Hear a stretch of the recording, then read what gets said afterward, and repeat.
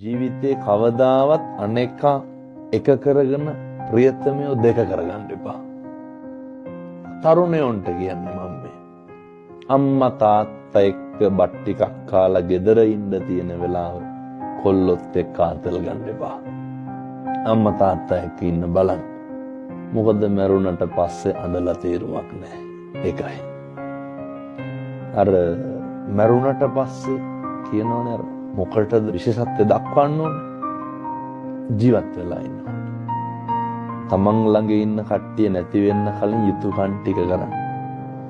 එහෙම බොහෝ දේවල් කරලා තිබ්බ හින්දා අදටත් දුක නැහැ. දුකයි. නමුත් අපෙන් මොකුත් වැරද්දක් උනේ නැහනේ කියන එක, මගෙන් අඩුපාඩුවක් උනේ නැහනේ කියන එක හෘද සාක්ෂියට එකඟව හැම කෙනෙකුටම මතක් වෙන්න ඕනේ. එහෙම මතක් නොවුනහම තමයි අපරාධෙනි කියලා හිතෙන්නේ.